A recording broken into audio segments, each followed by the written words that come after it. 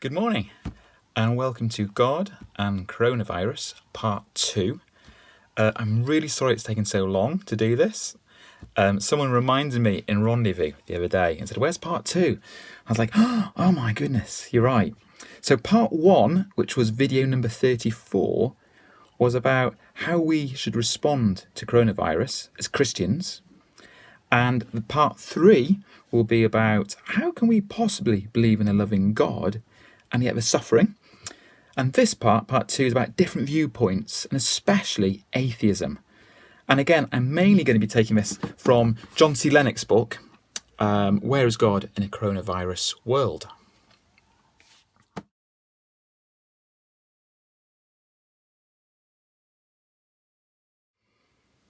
So 3 main viewpoints. The first being that there is a God and that we are made in his image. So Christianity, of course, falls within this, but so does Judaism and Islam. And then second of all will be a pantheistic viewpoint, that there are many gods, or that God isn't everything.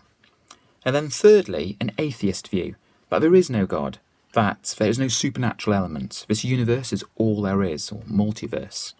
And often agnostics will fall into this viewpoint as well.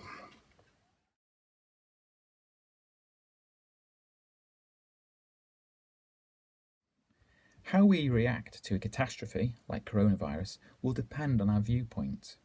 A Christian won't respond in the same way as an atheist, for example. Now, for many people, when they see suffering and these catastrophes, they embrace atheism. There mustn't be a God. David Hume, a well-known philosopher, said, and I'm going to paraphrase this, if you want to believe in a God, is God willing to prevent evil but not able? Then he's not all-powerful. Or is he able to prevent evil but not willing? Then he's evil. Or is he able and willing? Then why do we have suffering?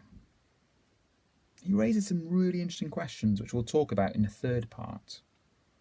But the argument atheism makes is that the universe is meaningless. We're putting meaning on it. It is a hard, unfeeling place where no huge entity out there cares for you or knows you.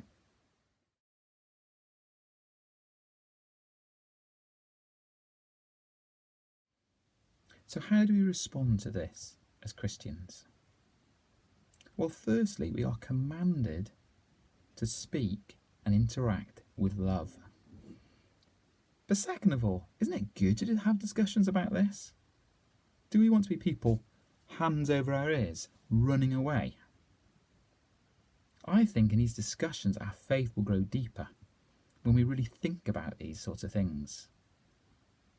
Now, I would argue that if you take God out of the mix, how do you decide on judgments, whether something's right or wrong, correct or evil?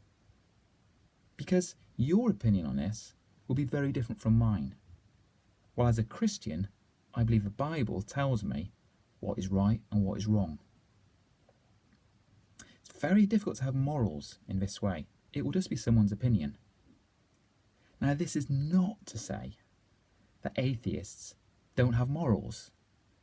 We are all made in God's image, atheists as well. In fact, some of the most moralistic people I know are atheists. But what I am saying is, it will become very subjective. And when I look at the tragedies in history, be it Hitler or Stalin, the killing fields of Cambodia, etc., or coronavirus, I can't say these are right or wrong. They're neutral. Or, in a lot of cases, people just reacting to their DNA.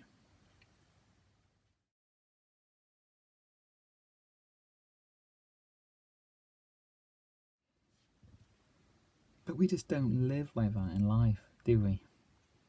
Even Richard Dawkins talks about 9/11 being evil, being wrong. And we sort of just know that in life. We know that genocide and murder and paedophilia, etc., are horrific. But atheists, of course, want to take away God, but leave a moral part. But who decides? I would argue that when we take God out of the equation, we don't remove suffering. What we do is we leave it untouched. But I would argue there's something else we do when we take God out of the equation. We take out hope.